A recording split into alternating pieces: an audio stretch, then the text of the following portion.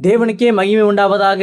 இந்த புதிய நாளிலும் கர்த்தர் உங்களுக்கு அருளும் ஆறுதலின் மன்னா. நான் உன் கண்களையும் செவிகளையும் பரிசுத்தப்படுத்தி உன்னை பாவத்திற்கு விலக்கி காத்து ஆசீர்வதிப்பேன். நீதிமொழிகள் 20:12.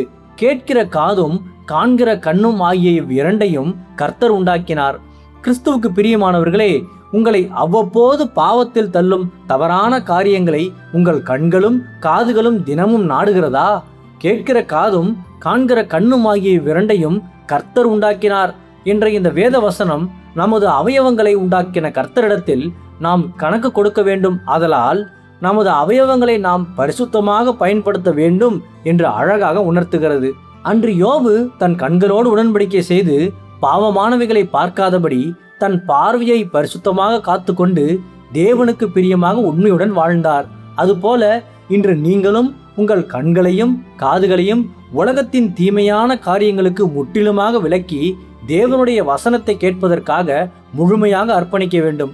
இப்படி செயல்படும் போது தேவன் தந்த உங்கள் கண்களும் காதுகளும் இனி உங்களை பாவத்தில் தள்ளும் தவறான காரியங்களை ஒருபோதும் நாடாமல் எப்போதும் பரிசுத்த ஆவியானவரின் துணையோடு பரிசுத்தமாகவே பாதுகாக்கப்பட்டு வாழ்க்கை ஆசீர்வாதமாக மாறும். கர்த்தர் தாமே இந்த வார்த்தைகள் மூலமாக இன்று உங்களை ஆறுதல் படுத்தி ஆசீர்வதிப்பாராக. ஆமேன். அல்லேலூயா. ஜெபிப்போம். என் அன்புள்ள பரிசுத்த பரலோக பிதாவே, இந்த புதிய நாளுக்காக உமக்கு ஸ்தோத்திரம்.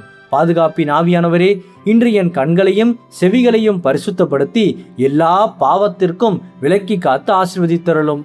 இன்று பிறந்த நாள், திருமண நாள் கொண்டாடும் உமது பிள்ளைகளின் இந்த புதிய ஆண்டை உமது நன்மை கிருபையால் முடிசூட்டி ஆசீர்வதியும். பிதாவே, இயேசுவின் வருகையில் நான் அவரோடு எடுத்துக்கொள்ளப்படும்படி என்னை தகுதிப்படுத்தும், தயார்படுத்தும். இயேசுவின் நாமத்தில் ஜெபிக்கிற நீங்கள் நல்ல பிதாவே. ஆமேன். மாரநாதா.